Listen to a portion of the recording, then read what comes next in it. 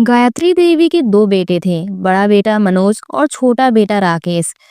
बड़े बेटे मनोज की शादी रेनू के साथ हुई थी और छोटे बेटे राकेश की शादी सीमा के साथ हुई थी।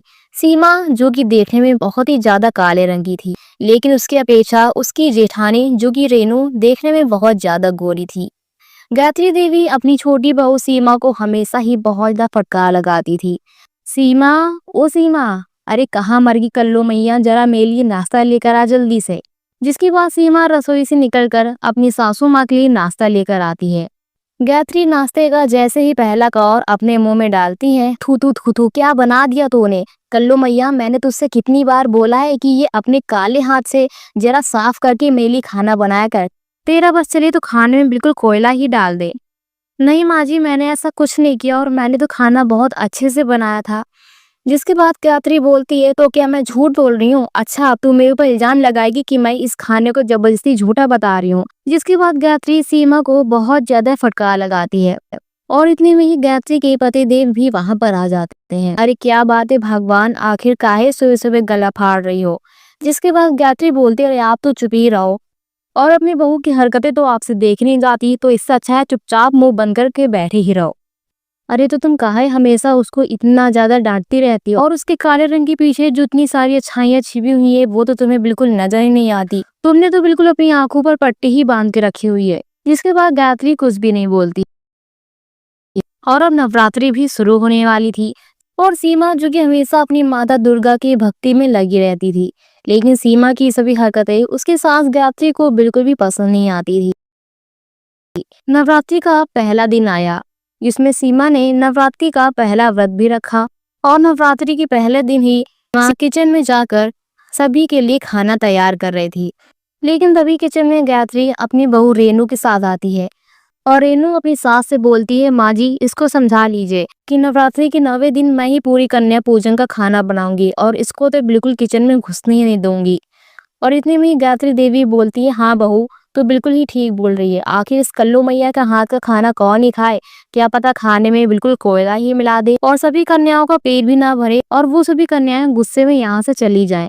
और गायत्री देवी साफ साफ सीमा से बोल देती हैं, कल्लू मैया तुझे कोई भी जरूरत नहीं है किचन में खाना बनाने की और अब से मेरी बड़ी बहू रेनू ही सारा खाना बनाएगी, क्योंकि मैं नहीं चाहती कि नवरात्रि के दिन कोई भी दिन अशुभ जाए।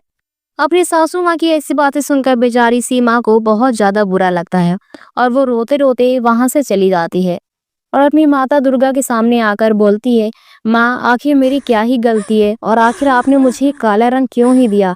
क्या मेरी सिर्फ इतनी गलती कि मैं काली हूँ? जिसके बाद सीमा बहुत ज्यादा मन ही मन में रोने लगती है, लेकिन वो बेचारी अब किसी से कुछ बोल भी नहीं पाती। इतने में ही शाम हो जाती है और सीमा का पति राकेश भी अपने काम पर से वापस आ जाता है। सीमा राकेश के लिए किचन में खाना निकालने के लिए जाती है और खाना निकाल कर अपने पति के पास लाती है, लेकिन इतने में ही राकेश बहुत ज्यादा सीमा के ऊपर भड़क जाता है। अरे यार, तुझसे कितनी बार बोला है कि मेरे सामने अपनी काली कलूटी शक्ल लेकर बिल्कुल मत आया कर और मुझे तेरा चेहरा देखना भी बिल्कुल पसंद नहीं है और मेरा बस चलता मैं तो तेरे साथ शादी ही नहीं करता। वो तो मैंने अपने पापा की इज्जत को बनाए रखने के लिए तेरे साथ शादी कर ली, नहीं तो तेरे जैसी काली कलूटी लड़की से आके कौन ही शादी करे। जिसके बाद राकेश अपनी माँ को बुलाने लगता है। इतने में ही गायत्री देवी भी वहां पर आ जाती हैं और अब वो भी सीमा से बोलती है, क्या रे कल मुही, तुझे कितनी बार बोला है कि मेरे बेटे का मूड मत खराब किया कर और आखिर तू अपनी हरकतों से कब बाज आएगी, तू मुझे पहले ये बता। जिसके बाद सीमा बेचारी रोने लगती है और अपने पति से भी माफी मांगने लगती है। धीरे धीरे करते समय बीतक गया और अब नवरात्रि का 9वां दिन आ चुका था।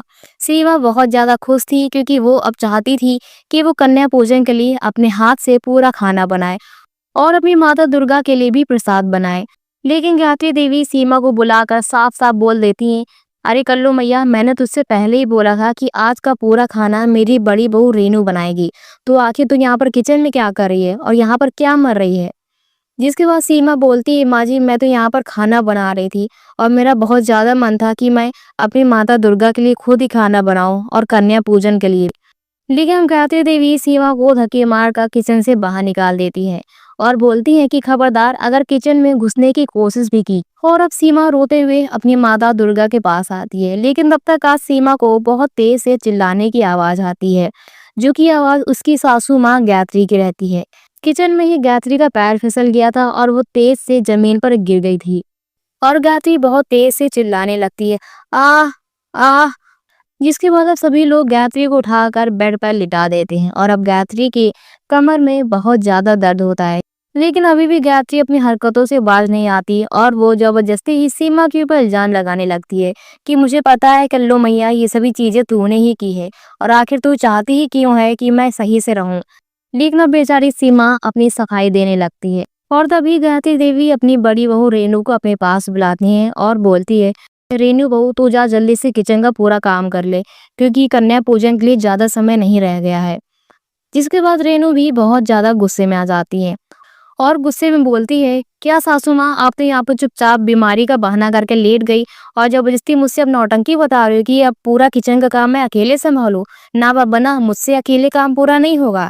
मैंने तो सोचा था कि आप मेरी मदद करोगी, लेकिन आप तो यहाँ पर नौटंकी करके बेड पर लेट गई हो चुपचाप। अब मैं ये काम अकेले बिल्कुल नहीं करूंगी।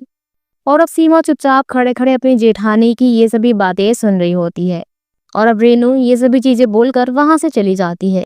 लेकिन उसके तुरंत ही बाद सीमा किचन में जाकर सारा काम करने लगती है और अपनी माता दुर्गा के लिए प्रसाद बनाना तैयार कर देती है। पूरा खाना बनाने के बाद सीमा दुर्गा माता के सामने जाकर खाना रख देती है और उनकी आरती करने लगती है। इतने में ही साक्षात माता दुर्गा प्रकट होती हैं और सीमा को अपना आशीर्वाद देती हैं और अपना असली रूप भी दिखाती हैं। जिसके बाद सीमा बहुत ज्यादा खुश होती है। इतने में ही पूरा परिवार भी इकट्ठा हो जाता है और माता दुर्गा का ऐसा रूप देखकर पूरा परिवार बहुत ज्यादा आश्चर्य में पड़ जाता है। जिसके बाद सीमा की सास को भी एहसास हो जाता है कि आखिर उसने सीमा के साथ कितना ज्यादा गलत किया और अब सभी लोग माता दुर्गा से माफी मांगने लगते हैं। लेकिन माता दुर्गा सीमा की सास और उसके जेठानी के ऊपर बहुत ज्यादा गुस्सा होती हैं।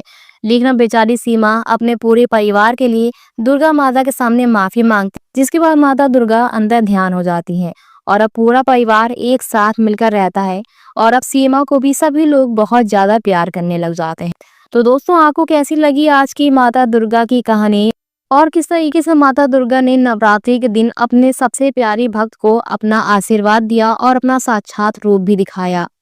तो अपनी राय हमें कमेंट बॉक्स में जरूर दीजिए। साथ ही ऐसी नई कहानियों को सुनने के लिए हमारे चैनल को सब्सक्राइब करना बिल्कुल ना भूले। हम फिर से मिलेंगे एक नई और मजेदार कहानी के साथ। अब तक जुड़े रहिए हमारे चैनल के साथ। Thanks for watching.